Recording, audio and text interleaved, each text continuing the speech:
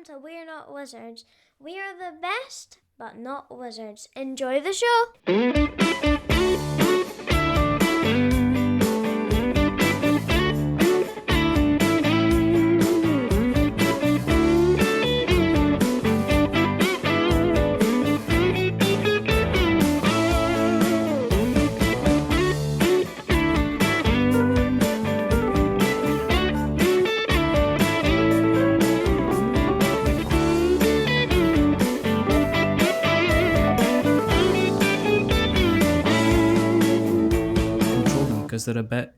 They're a bit combative, they're a bit punchy, they're a bit kicky, they're a bit fighty.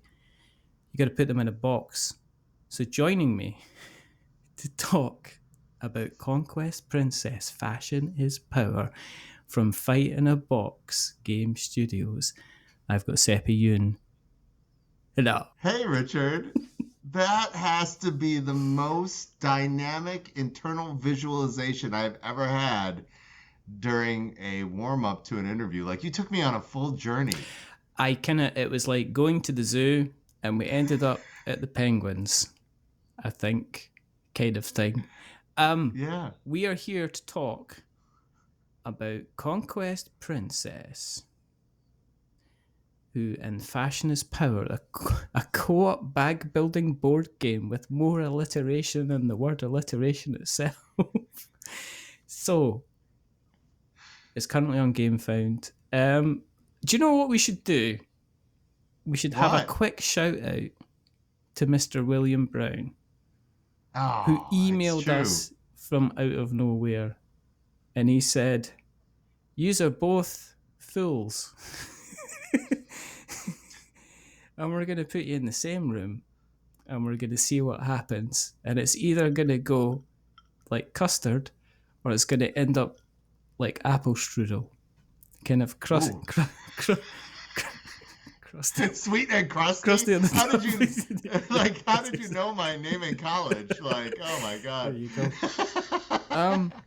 Now what we like to do, We're Not Wizards, is we like to have a little bit of a chat about the past. So we're going to look back at the blue ink drawings of the past on the paper. We're going to look at the present with the sewing pins and the bits of cloth. And then we're going to look into the future at the fully fashionable, furry, furnished fashion outfits of Conquest Princess. I'm going to start at the beginning. Okay. Let's start at the beginning. Let's start at the it's a very good place to start. When you were growing up, were you a creative person, or were you somebody that discovered you were a creative person? Because there are some people that when they're 4 years old are drawing stick figures that are literally looking like they're kind of like, statues of David. And then there's people like me who are literally drawing 4-armed people with 13 fingers and a nose halfway up their head. But then, later on in life, they discover how to mix all these things around and actually make them look like proper things. What kind of person were you? I liked drawing in the lines, I think. I think my creativity showed itself in a vivid, internal journey. Mm-hmm. Like, I was that kid you could leave alone for countless hours. Mm-hmm. My ability to self-entertain, I think, was, I played solo Monopoly in the 70s more times than is probably legal without Child Protective Services coming and collecting your child. Did you win? No, I lost a lot. I'm playing four different people in this game, and of course I lose more times than I win. Yeah. But see when you're playing a game by yourself, because sometimes, you have something in the review land which is called double handing. Okay.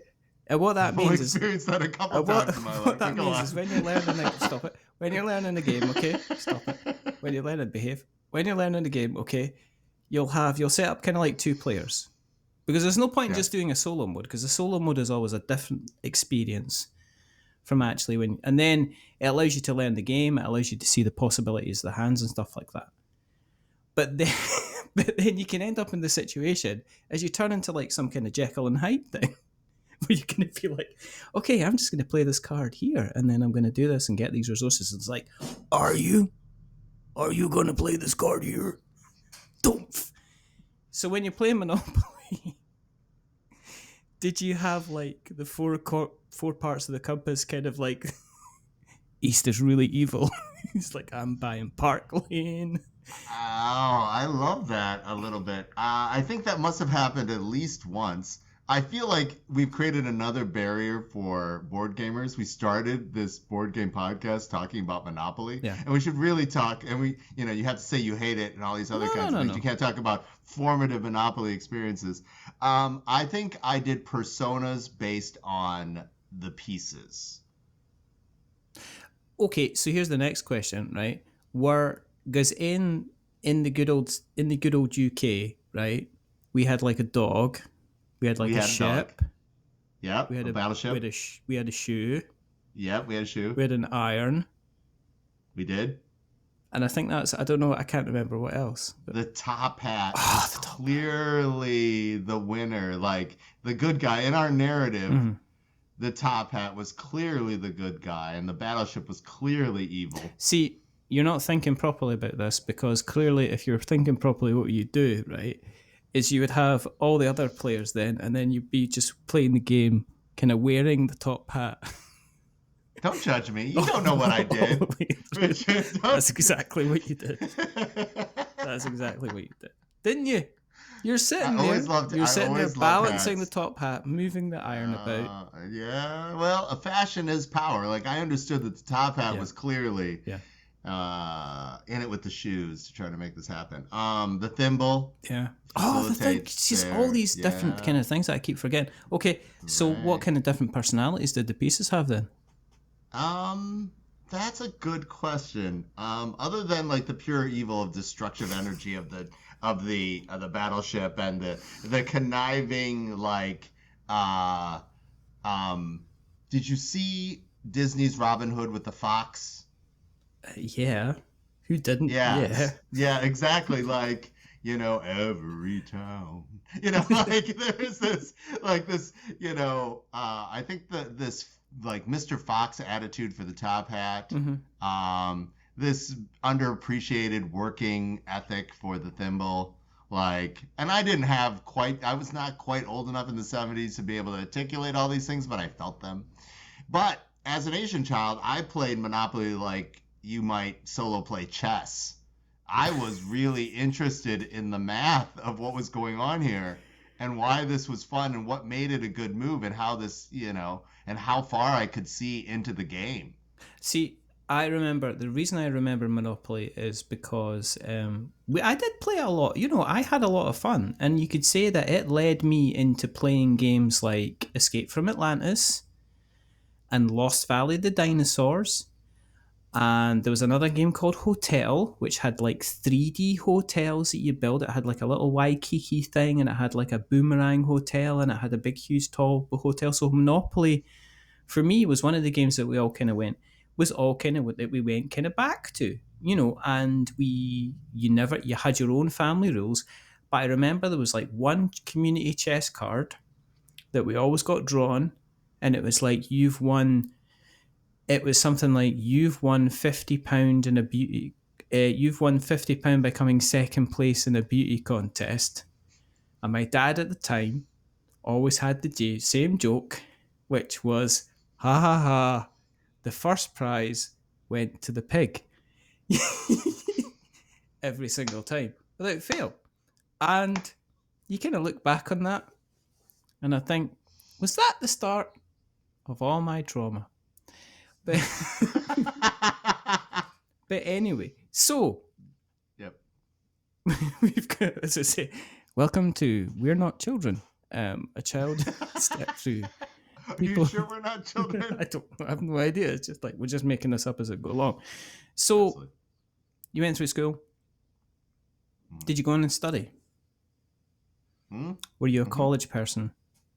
And if you were a college person, what did you do at college? Or did you not? Or did you just go out into the wide world with a stick, with a handkerchief that was tied to get into adventures? Sort of. Okay, so my degree, I was English. I studied English at the University of Michigan. Wow. Okay, and with a minor in Asian American and Creative Lit. Wow. So that is what I studied for, and it did give me one skill, the ability to write. And I have a little bit of a learning disability, so I read very slowly, and and this is before a lot of other stuff. But I wrote many manuscripts in college. By many, I mean many pages to maybe 1 or 2 or 3, but it felt like many. And of course, a lot of stories and poems and so forth and whatnot. But in all of them, the characters were super unpleasant. I could not write a likable character, and I could not write realistic situations.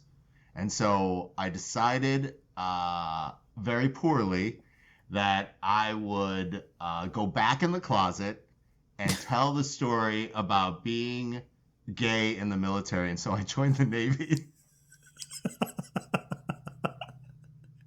No, he didn't. I did, Richard. I did. This is a thing that I did. I was terrible. Like, you're talking about going on an adventure. Decided, I'm just checking this, right? So you decided to go. Were you in a submarine or were you in a boat? I ended up getting kicked out for Don't Ask, Don't Tell. That's how old I am. Really? Yeah, I got an honorable discharge for homosexual acts. Wow. That's how good I am at homosexual acts. I was going to say, it's like I decided the best thing to do was go and lock myself in the middle of the ocean in a big metal iron tube with 150 other guys. It's true. You've been there. You were there with me. I knew that was definitely a thing. So, no, I was volunteering at the Gay Community Center. I was doing all this other kinds of stuff. And then somewhere during naval nuclear power training, I was in naval nuclear power.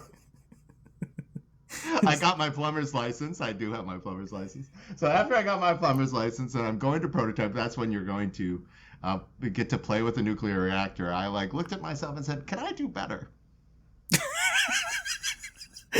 After being in the Navy and doing some naval gazing. Some naval gazing. Can I do better? Yeah.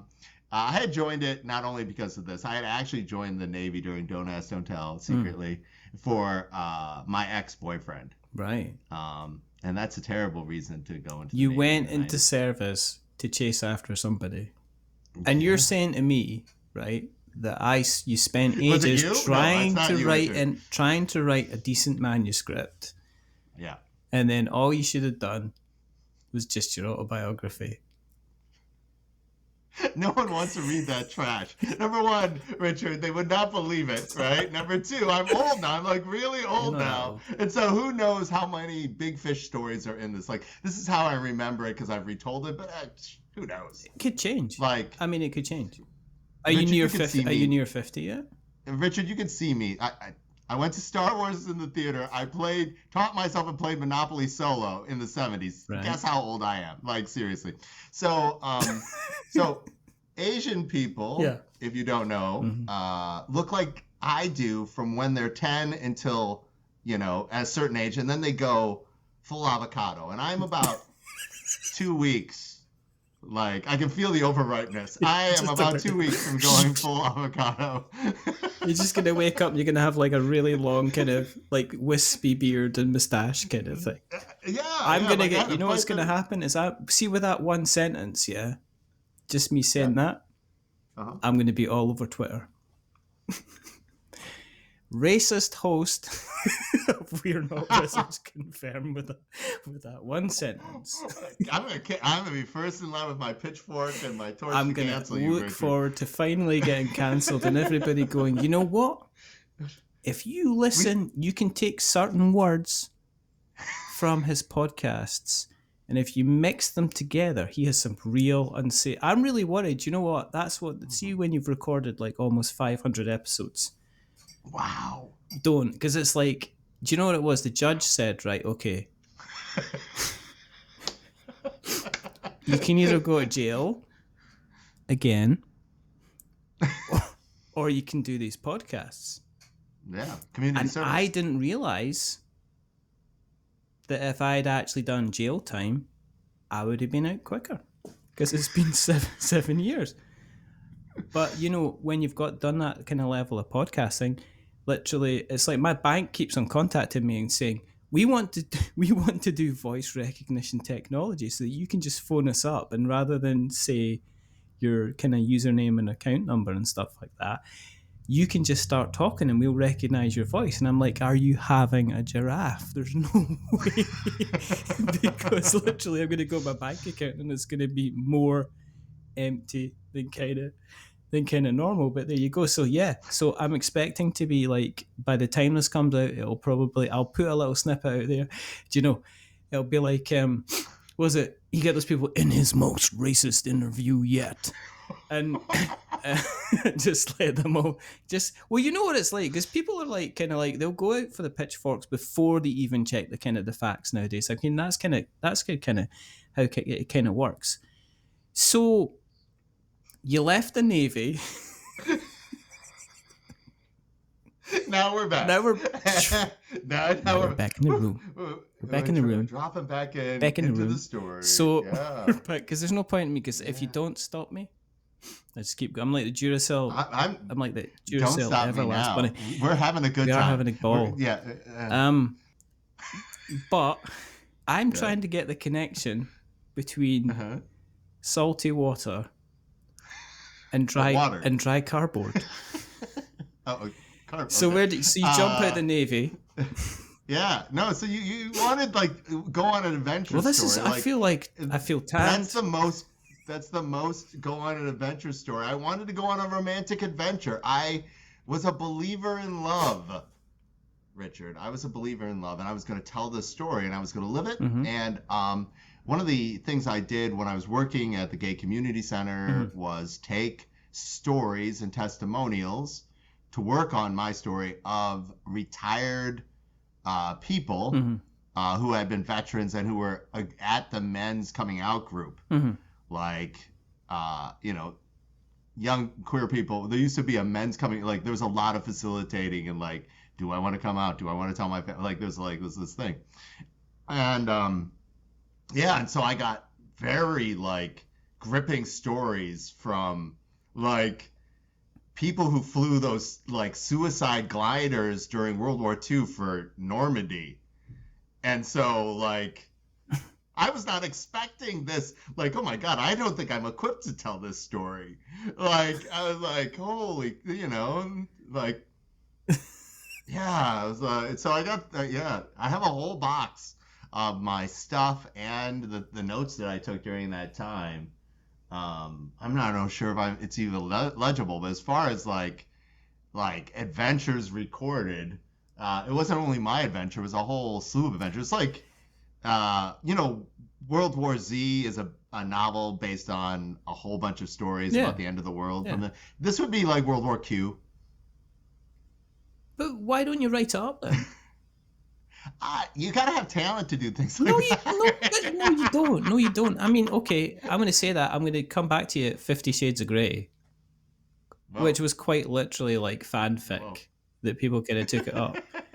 Every time you look at that stuff, there are absolute definite examples of people that, have no talent whatsoever, but a whole bunch of confidence that just go out and say, do you know what? I am unique. I'm the only person on this world, and I'm just going to go ahead and do that. Do you imagine if somebody sat me down and said, actually, why are you doing this podcast? Because let's face it, it's pretty unorganized. I mean, if we sit you next to somebody like So Very Wrong About Games or Board Game Barrage, I mean, do you actually talk about board games at all? Or is it just you having some kind of, let's face it, it's almost like you've done 490 kind of episodes of interviews where you're trying to get a job and you've not managed to get a job yet, so you just keep on going until somebody shows pity and says, here, have some money if you stop. But I love this, Richard. I love this about you. Like, and it comes across clearly in listening to only a couple of your episodes that you've wandered into this magical place where you are like, how did I get to this beautiful life? How did I get to this? I do not work, but I'll take your advice. If it wasn't probably already an adult film, I will go and write 50 Shades of Gay. But no, or just write up these, write up this thing. Write up write up all these I've got all these manuscripts sitting in a box. I'm not going to do anything with it. Right, but you still haven't answered the question, which is how you've talked about paper. Can we talk about cardboard? Can we talk about cardboard? So after I got out of the service, because they kicked me out, I came to the Minnesota to help publish books. And while I was there, the guy I was doing contracting for, we formed a magazine for gay youth in the Twin Cities. Because I hate money, like Richard. I obviously just want to set it on fire. And so, it was important. Like, yeah. And so I did this. And since we were really poor, one of the only ways to get the publication everywhere. We did print it. We had 10,000 readers. Yeah. Was to put it online. Right. Well, lo and behold, something called the internet happens. Wow. And how I know this, Richard, is because I was in the operating room when Al Gore gave birth to it. I was there at the birth of the internet. That's not true. That's not true. It was invented. It was invented in Scotland. And it kind of came out of a hill. There was a shepherd, and he was trying to get up to rescue a little lost lamb, and he put his staff too far into a hill in Scotland, and then what happened was it blew apart a rock, and then the internet just started pouring out the side of the hill with its tubes and its cats. With all of it. That seems more believable than. Do you not think it's like an invasion of cats? Do you not think that literally in about 10 years there's going to be when you and me, right, are both kind of going about in our Zimmer frames, kind of trying to figure out can we chew this super knot, and does it have wheat in it? Because otherwise I'm going to get bad gas. That there's going to be cat-shaped. There's going to be cat-shaped UFOs that are going to come down and they're going to say, we were trying to prepare you for our invasion by sending you all of the cat videos that literally they were all telling you that we were going to be coming down and invading, and you just completely ignored us, and we gave you the internet, and we also sent catnip, but we gave you the internet. I don't know where I'm going with this. So, but then, so you got into the internet and you had your publication online. I did. And I'm so still looking for the connection with the book. All right. So, so what ends up happening is I had shot the entire magazine. I did all the photography, all the ad sales, and I was editor-in-chief. Right. So it was mainly me doing a lot of the heavy lifting for this individual thing. I had the articles were written by contributors. We had models, right? I had a graphic designer. He was that was all great. I had a web person, so I couldn't. The actual thing that ended up leading me on to .com was somebody had said, hey, you have a website. Do you want to come and help us out with bestbuy.com? Wow. And I was like, what? Yeah, we have a creative services company. I'm like, no, I'm doing my thing. That's fine. They're like, it pays a lot. I'm like, what's a lot? And then the next day I was like, hey, I'm folding up the magazine. I'm going to work away.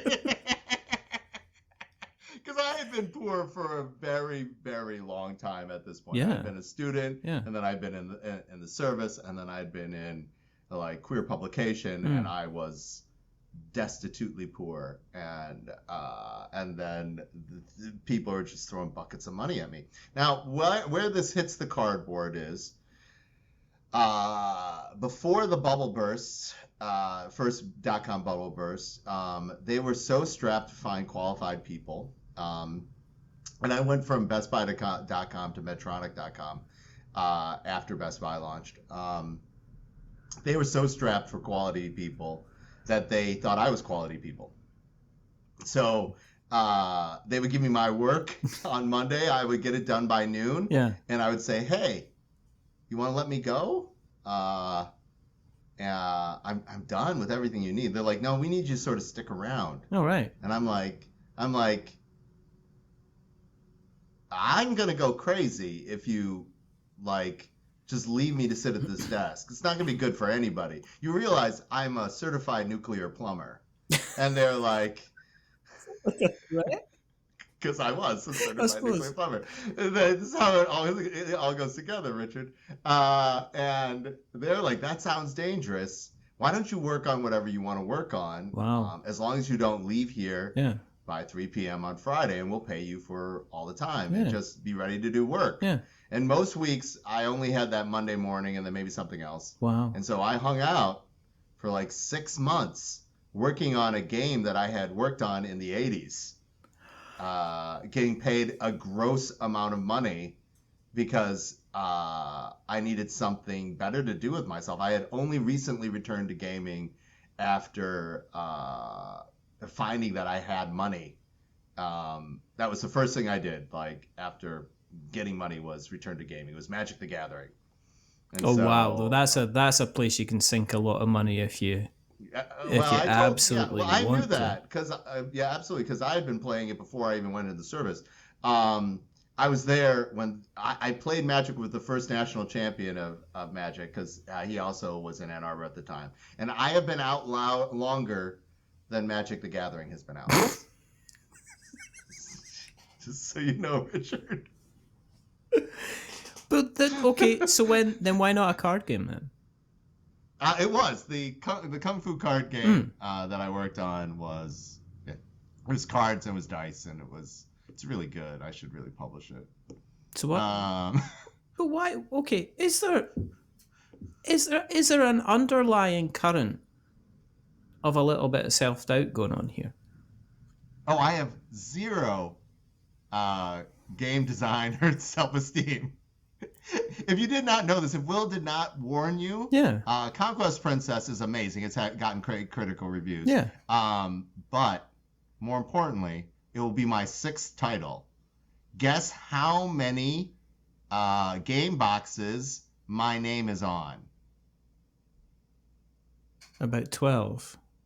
0. 0? The answer is What? 0. I have never put my name on a single box.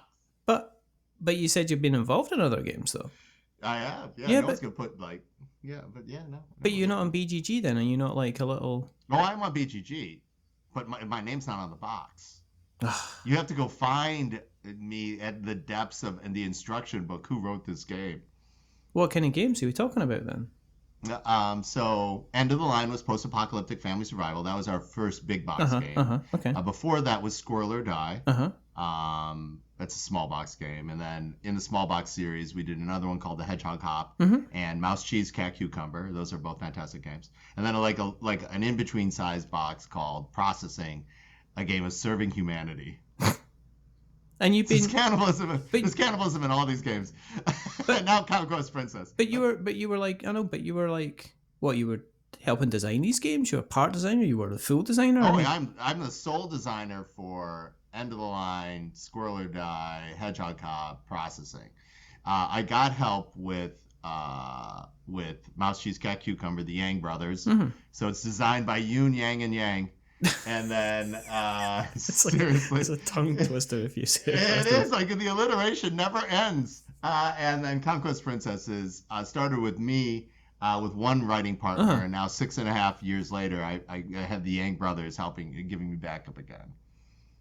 But so you're published then? Oh yeah, no, I published a lot of games. I've sold a lot of games, Richard. But why aren't you putting your name on the box then? I mean, what is that? You asked, like, low is a game designer self-esteem. I came from a weird place where I always wanted people to be excited about the games and the brand, and I was not very excited about them being excited about me. Like, I did not like when I was publishing a queer magazine, like the notoriety it gave me in my sub community. I did not like everybody like creating. You can, but everybody else creating fantasy adventures that I was going on that weren't true. Yeah. but then at the same, it's just like, it's like, okay, see what, if I'm doing a review and if I remember, and I try to make more of a conscious effort now than I used to, I try to try and put more people in the credits as much as possible when I'm reviewing a game. Because I don't think the game is just the designer. There's a designer, there's a developer there, there's a graphical designer, there's the artist. If somebody mentions it, I try to kind of put them in the review and I name them, because I think these people can sometimes be as important to getting the game on the shelf. And sometimes I do it and sometimes I forget. And sometimes, what I notice is that there's some games out there where they don't put the names of the people that were involved and they don't always put them visible on the box. Then you've seen my games. I'm just like, who did this game? Honestly, I have no idea. Yeah, that's a common, like, Fight in a Box. The answer is Fight in a Box. I always wanted people to recognize the logo. It's only in recent history, trying, like, this is our 10th year of Fight in a Box, Richard. It's only recent history that we put me front and center to sell the games. I've always been that at the conventions, but I never wanted to do it for media. But everybody said, you have to do this now. I'm confused. What? I'm confused. I'm a pile of confusion. Why? Because there's certain people that you kind of get. I would expect you to kind of be out there, kind of like telling people, look, here's our game. This is what we do. This is how we do it. And this is, you can't. Well, I love a demo. I love a game demo because it's a structured thing. Yeah. Like, I understand what I'm supposed to do. I understand what you're supposed to do. I know what I'm supposed to deliver onto you. Yeah. But like, it took me a really long time getting comfortable talking to another interviewee or interactee kind of person. No, I get that. A long time. No. I get that because I do get this. I do get a lot of people saying I've not done the number of people that have the first time they've been on a podcast is when they've been on a podcast with me. Oh wow. And my job is to get us talking like this. As in, I want you just feeling kind of comfortable. So if you decide, well, let's talk about what we're going to be making for dinner tonight, you can bring that up in conversation. We'll just have a conversation about it. What I don't like is I understand people that do kind of like set questions. I understand where they're going. But I also understand that behind the game, there's a person behind the game. And I said this when I was speaking to Tory Brown. I say this when I was speaking to other people, that sometimes I like to, I think finding out more about the person that's behind the game is more interesting sometimes than the game itself. Sometimes. Oh, well, this won't be one of those times. Oh, come on. Right. Like, when Tory Brown is back on, let me know, because I will given this episode a 1. This guest was the worst. This guest was the worst. Stop it. Right. So, okay. So if that's the case then, so why do you bring something as kind of colourful and loud and ambitious and out there as Conquest Princess Fashion is Power? Because all the other stuff you named seems to be fun, entertaining, but it still seems to be quite kind of subdued-ish. And then did you just decide to go and say this is where we're going with this? So where did the idea for Conquest Princess come from? Conquest Princess, I started 6.5 years ago, and the first version of the game was a Mean Girl set collection area control game. That sounds so fetch. It was really fun, but you had to be like so old to appreciate that game and be willing to stay there for the punchline. Have you ever seen A Boy and His Dog or read the book? Probably I have, but I'm very old and don't necessarily remember everything that's happened in my life. It's young Don Johnson with a telepathic dog living through the post-apocalypse. Is that the one where they get to the end of the film and like it turns out that they've like the dog talks, but it sounds like they've actually eaten the girl at the end of the Yes! film? Yes. It's kind Oh my gosh. it's Richard, kind of yes! alluded to that the fact that they Yes! capture them, and then they No, kind of like, decide after that the you've got to. They say like you've got to help us kind of like repopulate the planet. So they yeah, and end up kind of like the dog ends up helping kind of freeing the guy, and then they kind of free the girl at the same, and then it ends up that they're walking off into the sunset, and the dog turns round, and it's like one of these dark things that you just kind of goes in remembrances, Like it's like almost along the lines of at least we know we can make it over this desert because we've just literally eaten the other person that we rescued, kind of thing. Exactly. So, Yeah. like, end of the line is like that, like the punchline, and the original, like, Conquest Princess isn't that sort of dark theme about how social media eats us, and and with a thin veil of game mechanics on top of it, but it played too long for the punchline. Like, if I could have gotten that experience, what I wanted people to get in 45 minutes instead of 2.5 hours.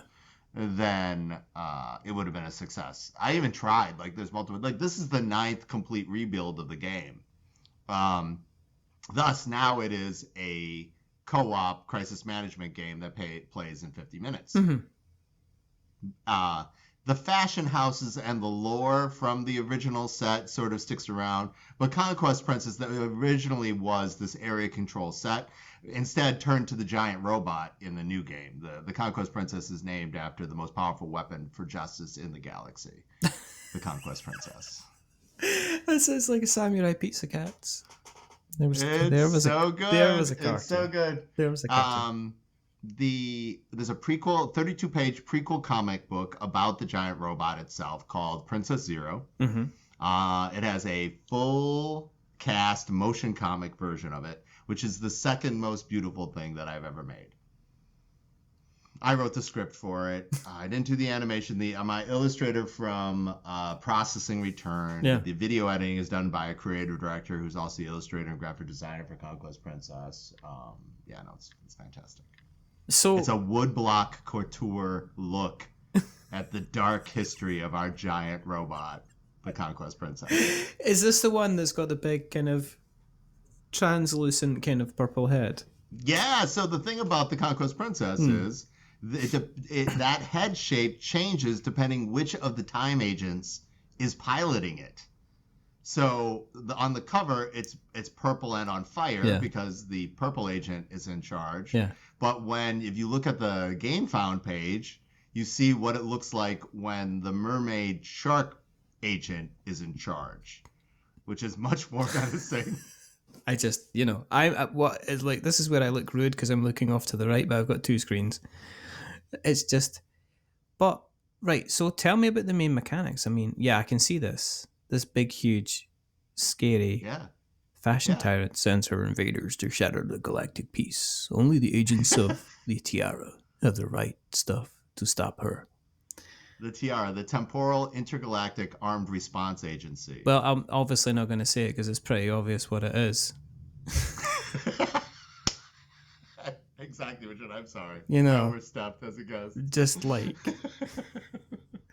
you got Grant. Oh, you got Grant Lyon involved. He's worthwhile getting involved just for his moustache. Oh my God, yeah. He's got a walrus. I'm pretty sure there's like tusks. There's going to be tusks. Yeah. He's slowly turning into some kind of walrus, but he is incredibly funny. So how do we play the game then? Like a crisis management game, there is multiple areas, and in this game they call them battlegrounds. And so in the standard mission, there are 3 battlegrounds. There's the ship itself called the Tiara, named after the organization. There's an invasion going on, and then there's a mechapede. And in the standard mission, you have to reassemble your giant robot after the fashion tyrant tried to steal it, but your pet co-pilots enacted the Epsilon Protocol, breaking it down to its elemental gem bits. So you've got to use your normal action economy to go collect these gems by either blasting bad guys or going to the locations and picking it up. Believe me, it is way more fun than it sounds. No. Right. So is it kind of like collection game, or are you also having to kind of manage specific disasters that happen at the same time? I mean, is there stuff that's preventing you from kind of like collecting the various different parts of the robot as well then? Right. Mostly, there are bad guys trying to blow up your ship. So you got to blast them and repair their ship in case it's damaged. You've got to make sure that the invaders don't land onto the planet. You've got to make sure that the mechapede does not cover the planet in semi-sentient goo. So are you basically having to travel to different parts of the game where to make sure that those different parts kind of don't happen? Is that kind of what it is? Yeah, there's a little bit. There's like the battlegrounds, the two battlegrounds to either side are basically 5x5 grids with monsters and giant monsters that you've got to navigate through. The rubber hits the road with this game in two ways. It's not only the individual character action economy and then how it works with the fashion items, but it's a bag builder. And you share the bag. It's called the Bag of Destiny. So, Richard, when you want to shoot something, you pull a tile from the Bag of Destiny, and if it's a hit, it goes onto the battleground. Right. That means it's not in the bag. Okay. And if it's a miss, it goes onto your gauntlet, your war gauntlet. Yeah. Okay. All right. So that means it's not in a bag. So you're trying to wrestle with the probability in the bag to make sure your actions and the creatures that you are destroying hit. And then you have to do various actions to try to get the the tiles off of the battlegrounds and back into the bag. Can you add other enhancements into the bag as well? Yes. So you have on the Halo, the heads up assistant logistical orbital. Halo. Of course, which is why I'm not saying what it is, because it's obvious. Yeah, there are 4 power-up tiles that you can do. Two fashion tiles, a med tile, and the Titan tile. And those all count as hits. But in the bag, starting out with, you start with 15 hits, 5 misses, and 4 critical fails.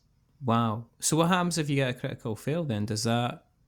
You miss, and you take damage. Does it block off your ability to do other things as well then?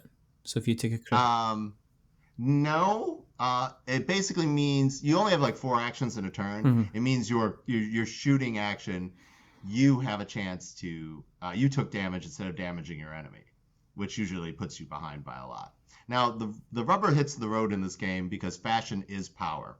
Your ship, the Tiara, is going to keep you from...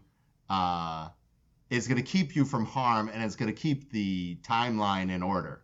So if you, let's say, all your armor patches run out, Richard, and you were going to take another blast from a bad guy, that would kill you.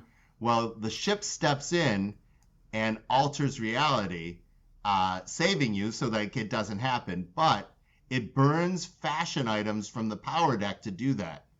So you lose the game if you ever run out of power, i.e., if you ever run out of things to wear. I mean, isn't that just life? It is. Everything I write is autobiographical. Autobiographical. If you ended up running out of things to wear. Why live? I mean, what is the point timeline.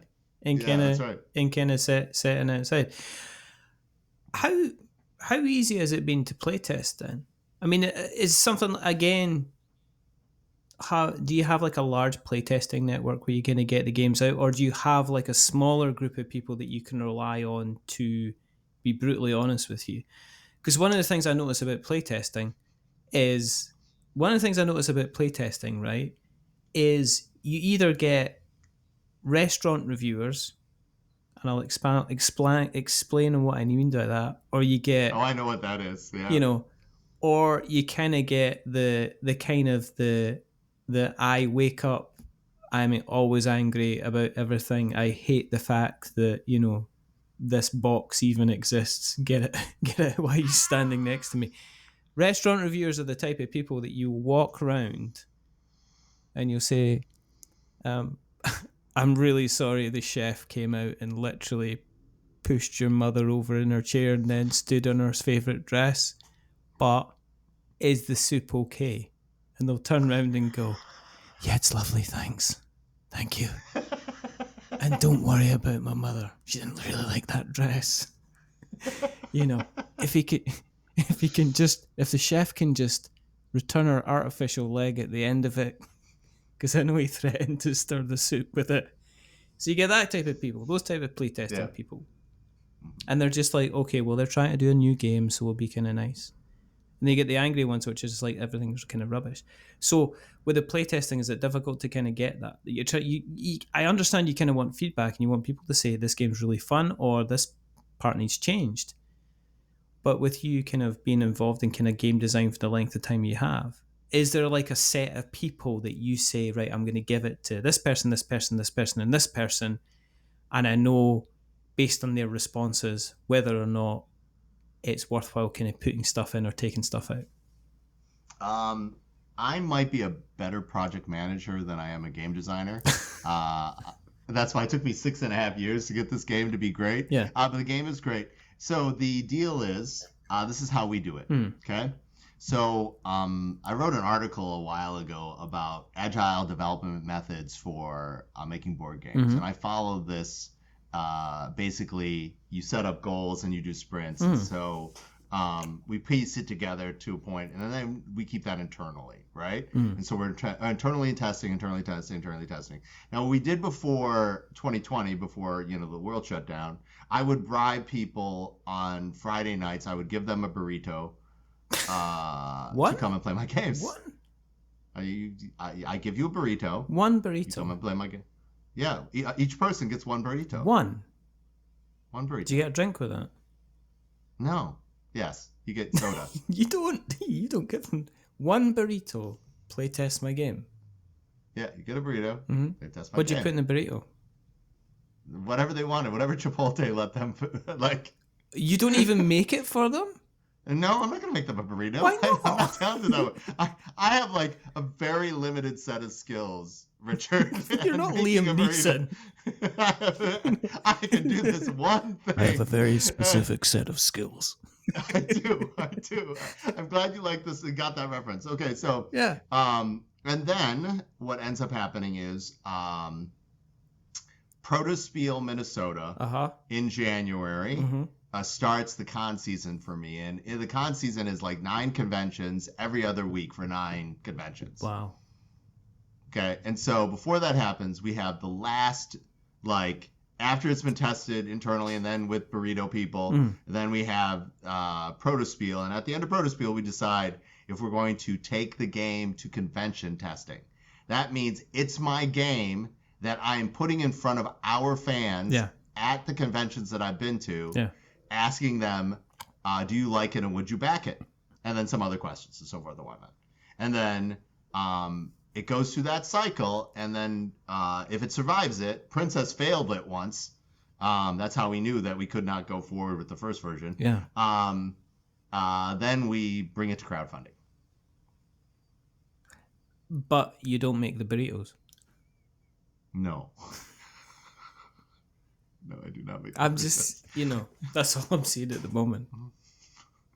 I want you to play test my game. I can't be bothered making you food. No, I can get you food. Well, that's I don't know if this. I don't know if this is if it's kind of the same thing. What? Okay. I make the game, Richard. The game. That's a more specific skill than the burrito. I'm just saying that you could be doing some themed food while they're playtesting that. I could get them space food? No, just like themed like stuff. astronaut ice cream? Like... Yeah. You could get like one of those, like you get dog pouches and they're silver foiled. And you could just say, there you go, here's your space food. Get like a couple of markers, draw some stars on it. They won't know any different. Yeah, play my game. And then put it in a taco kind of thing. Does that answer the question about how I get so we have rigorous testing. Yeah. There's a lot of boom. Yeah, but I've been doing this for 10 years and like Minneapolis is filled with industry people. Like there's a bazillion board game people from Chip Theory to Adam's Apple to Leader Games to Fantasy Flight to Wow. Z-Man. Yeah, no, there's a bazillion of us up here. So do you actually go and knock on like Chip Theory's door and say, "Hey, do you fancy something less crunchy, less crunchy to play?" Occasionally I do, but they gave me their industry champion award this year.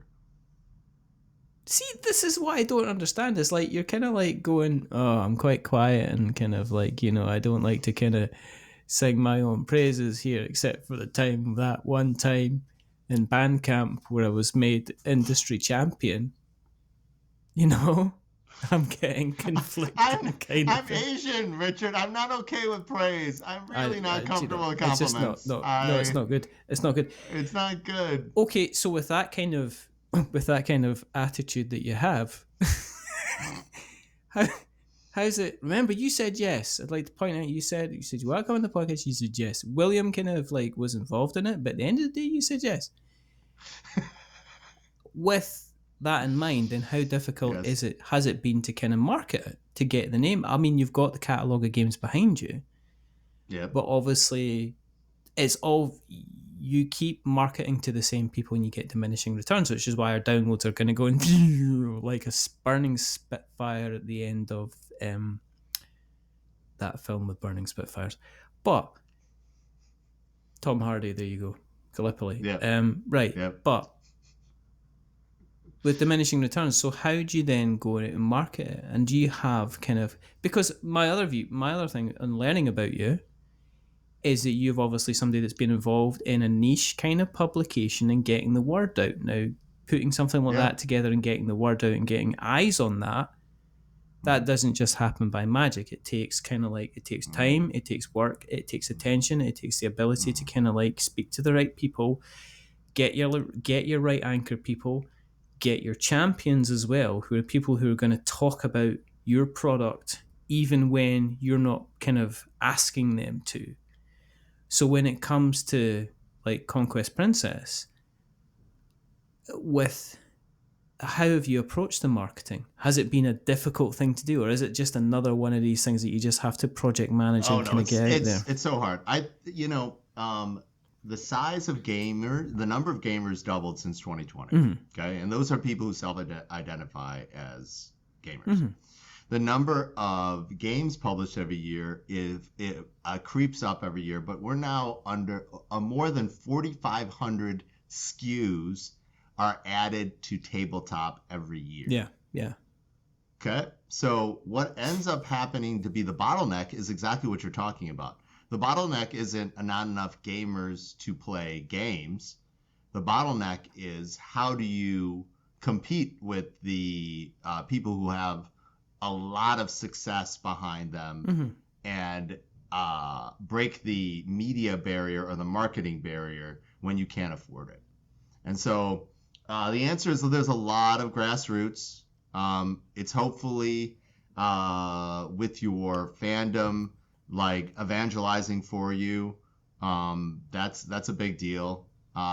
Conventions allow you to connect one-on-one with people. Events that you would not necessarily think have gaming elements, you take advantage of, you become those gaming elements. Yeah. And so stuff like that. Okay. Yeah. Is it become the case now that you need to allocate a definite marketing budget when you're putting a game out there? Oh God, yes. It depends on the budget of the game. Yeah. You have to have a whole communication plan and marketing plan to go forward. Yeah. And it's got to be serious. Yeah. This project is super ambitious because the size of box, and it takes up a whole 3x5 table. It's 4 games in one. It's it's whatever 2 kilograms. It's heavy. Right? It's not Chip Theory heavy, but I mean, and the reason I'm asking the question is I remember back. I mean, I've been doing this for like 7 years now, so I remember interviewing people. You seemed uncertain for a second, Richard. Well, you're like, because it's like it's 2016, and then it's like, is this in my 8th year? Have I done 7 years already? I think I've done 7 years already, and I think I'm in my 8th. It's like I'm the type of person that walks out of a room and goes, "What was I in that room for again?" and then realised it was trousers, and I'm going to prison again. But Again. But oh, Tuesday, so frustrating. I don't have enough money for bail. But what I'm saying is, like, when I started off with this and was first interviewing the people that were doing Kickstarter, marketing was just Kickstarter itself was marketing. By having your game on Kickstarter, people were like, yeah, Kickstarter was exciting and wonderful and fine. Yeah. And then it's kind of moved into a thing where it's almost like Kickstarter allows you to spread your idea, but in order to spread your idea in the first place, you've got to have kind of money behind you. So it's almost like Kickstarter's become part of the whole marketing process.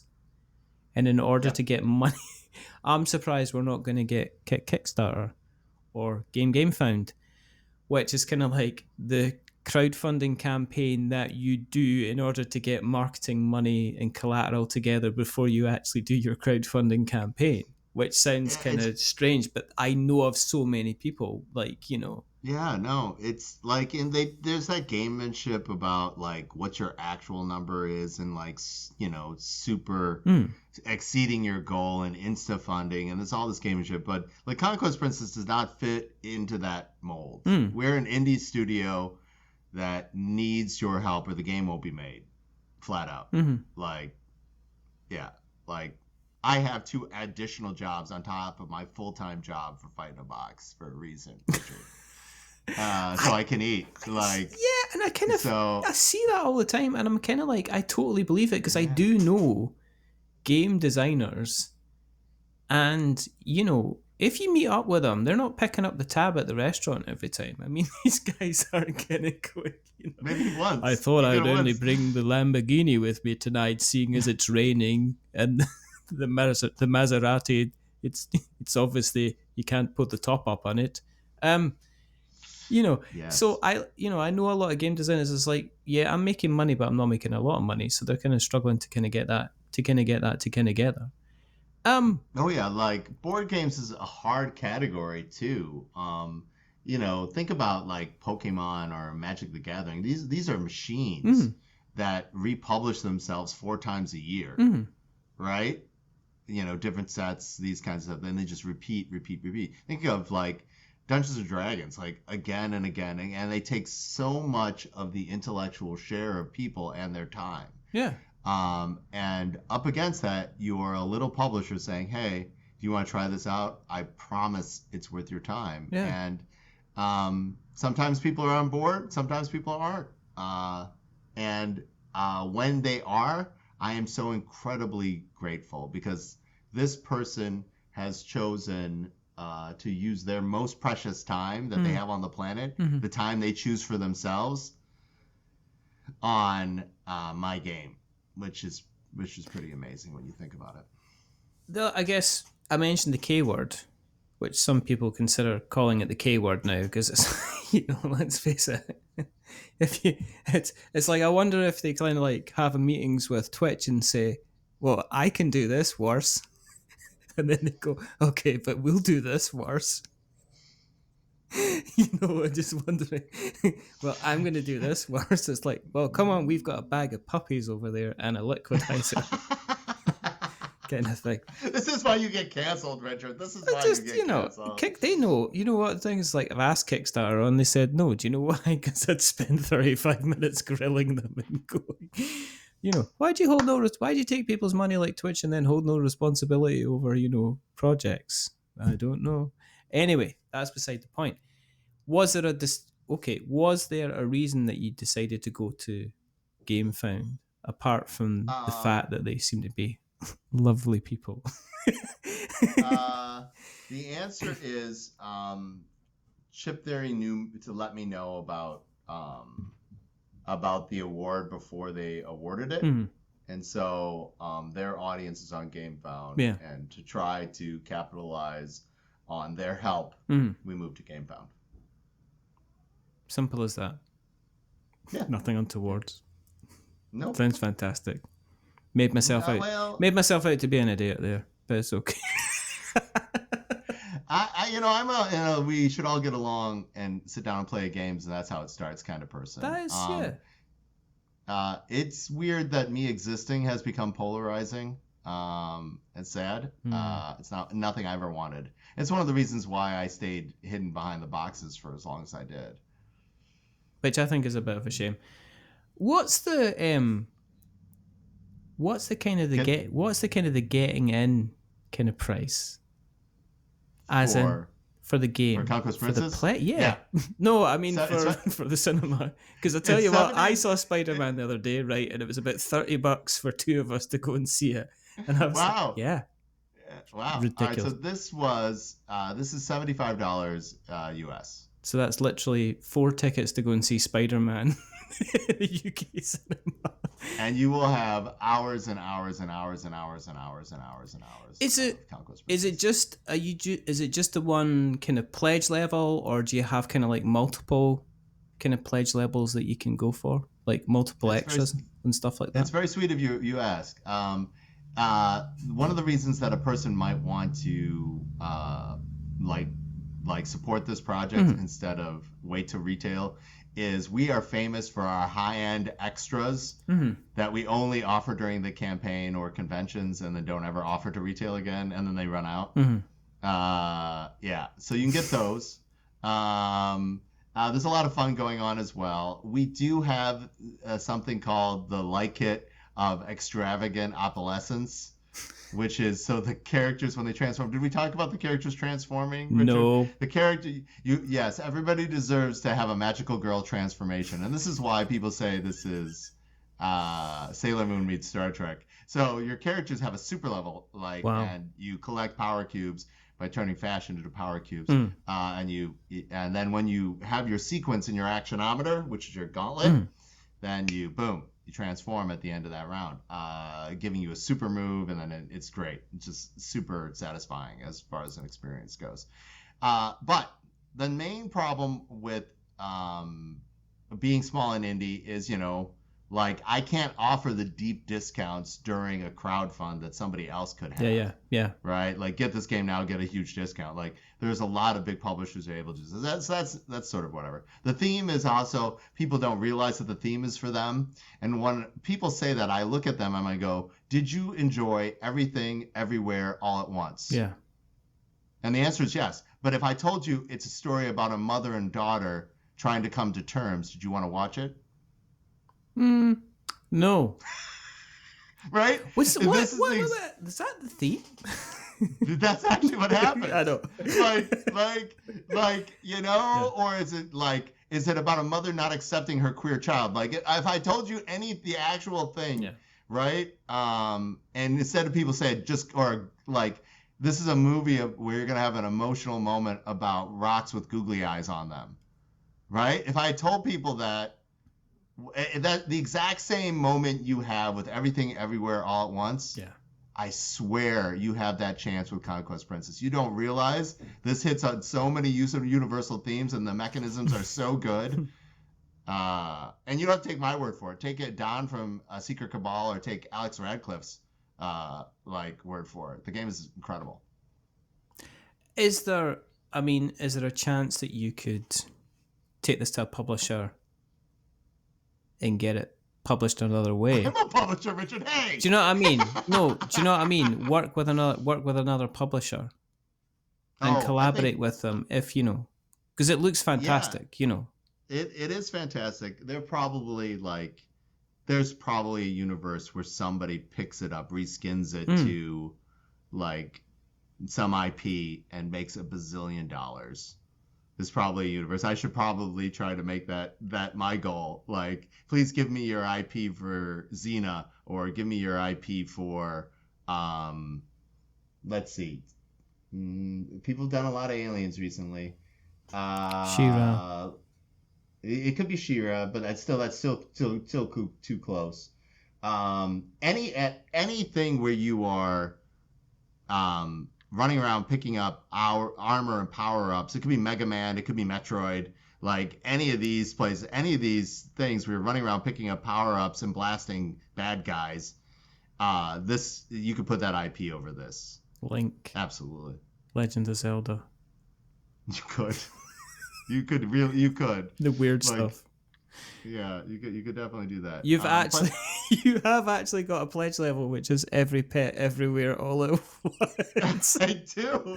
I have to congratulate you. That's brilliant. So we've got the main. So the main fashion hunter is $75, and then Right. you've got the time agent, which gives the bag of ultimate destiny and standees of utmost elegance. Yeah. Which is $100, So that's the level for the game collector level. Not like the super collector, but the bag of ultimate destiny. That's the essential upgrade that you would want for this game. It changes the cardboard tiles to the acrylic tiles. Oh, yeah. Gives you a super satisfying clickety clack. Yeah. And then makes it so the tiles don't wear out. That is really, really good. And the time agent then also upgrades your cardboard standees to the acrylic standees. The next level up is the one where you get the light kit and the neoprene mat. It looks. Do you know what I like about it? It looks different. There's not enough color kind of going about. You know, I see so many games nowadays. You know what I mean? If I have to look at another kind of dull grey, brown, kind of dark mossy green, kind of dungeon crawling kind of, color palette. That's what sells to people. The exact same color palette that they use for men's products.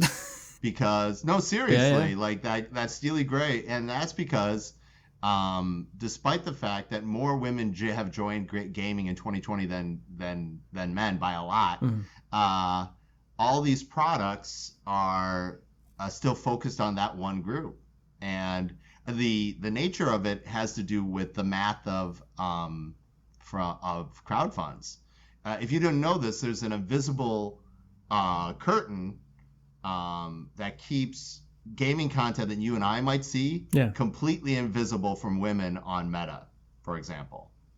The cost per conversion for women on the platform is 30% higher. And I can explain all the math of that reason is, but that for the algorithm check and for most, like setting your cost per click, that means that's a fail.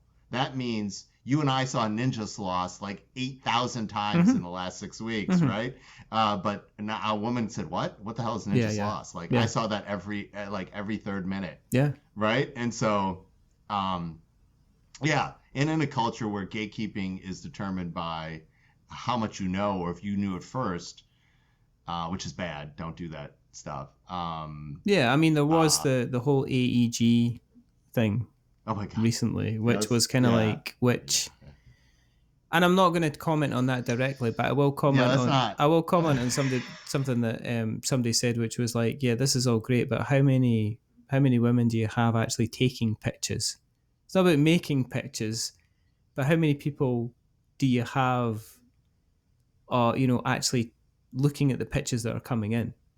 And I think that was kind of interesting kind of thing. We offer absolutely. Kind of anybody can pitch. It's like, yeah, but who have you got actually looking at the pictures coming in to make sure that just there's no bias. A different just as maybe a different eye. But we'll see. I mean, we'll see how that that was like I don't want to go there. I can't, it's like I should say, it's like, but you don't want to get cancelled. Well, you also don't we're having fun, and you don't want to we say don't want to dampen the mood. You know what I mean? No. And we don't want to upset people when we're talking out our asses. It's a thing. And it is Wednesday. When you're not. Sorry, I added your episode on a downer, Richard. No. You're not. No. When you're relaxing, what do you want to do? What do you like to do when relaxing? Obviously, I work. You're in the board game side of things. Okay, it's like I'm going to give the most Asian answer possible. I did. I clean, actually. It's worse than that. This is the second racist comment I'm going to note down. I'm going to put timestamps in this episode. Which is basically, here's my first casual racism comment, and here's my second casual racist comment. And I'm just going to let them put it out there. Don't do it, Richard. You're lovely. Don't let people misconstrue how lovely you are. Put it out there. But do you chill out at all? Is it difficult to switch off as well? I mean, because when you're kind of conditioned to kind of say like, I'm going to work my job, I'm going to do kind of like 9 to 5 and kind of stuff like that. I mean, I'm going to, once I finish here, I'm going to download this episode. I'm going to download the episode with it done with Kevin, and then I'm going to edit it, and then I've got... You're going to edit them together. Edit them together.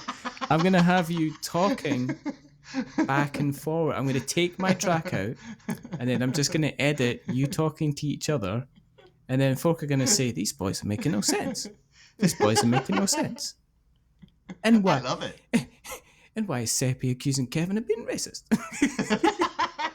Why is Kevin getting cancelled? It could be like that bit in Loki and the WandaVision where if you play the episode at exactly the same time, right, it's like they kind of come together and there's like this ultimate kind of moment coming in. But what do you do? What do you do to relax? I mean, if board games, because for a lot of people, board games are kind of like hobbies. I'm a broken human. I've been living in fun land for so long. Like my job is to make engaging experiences, right? And so to relax, I clean and help people find jobs.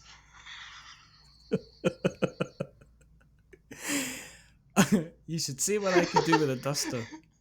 Yeah, like seriously, you should see. Like this is like, I do old guy stuff. Like I go for walks. I do watch anime, I guess. But I love games. I love the gaming community.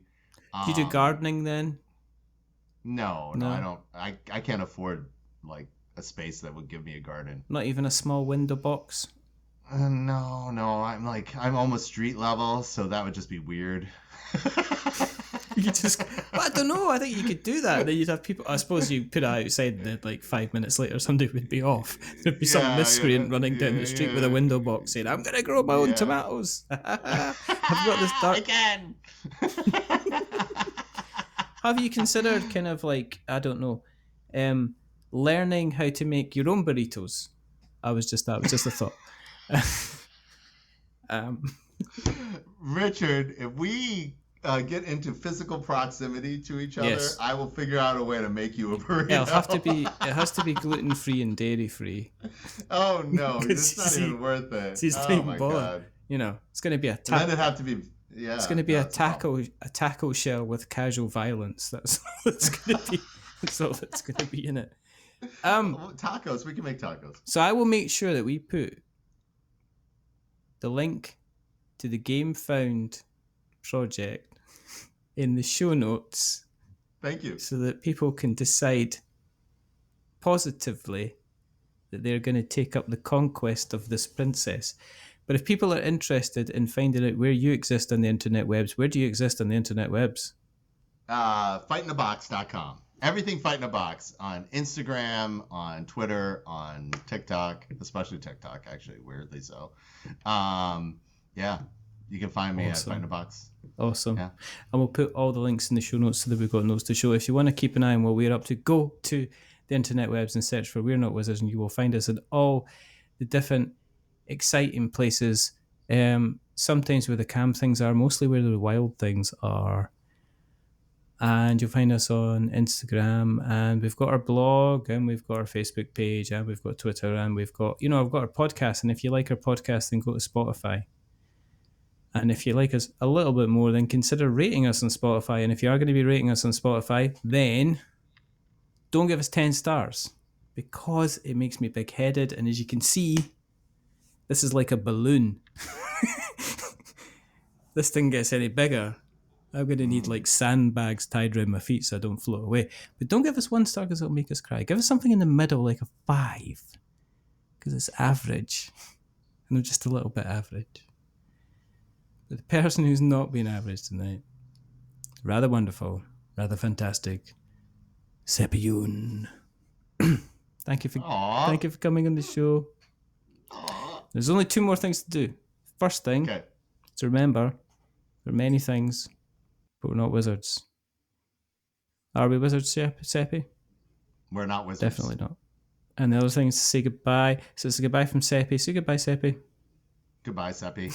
And it's a goodbye from me. Remember, stay safe, roll 6s, and pick your battles.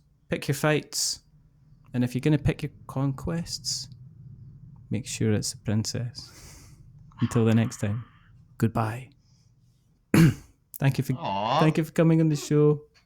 Aww. There's only 2 more things to do. First thing, to remember, there are many things, but we're not wizards. Are we wizards, Seppy? We're not wizards. Definitely not. And the other thing is to say goodbye. So it's a goodbye from Seppy. Say goodbye, Seppy. Goodbye, Seppy. And it's a goodbye from me. Remember, stay safe, roll 6s, and pick your battles. Pick your fights. And if you're going to pick your conquests, make sure it's a princess. Until the next time, goodbye. Is never late.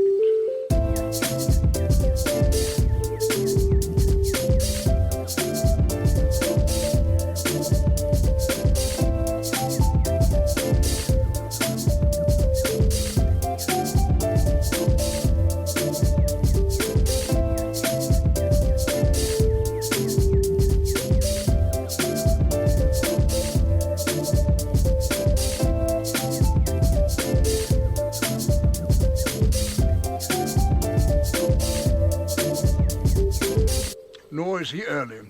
He arrives precisely when he means to.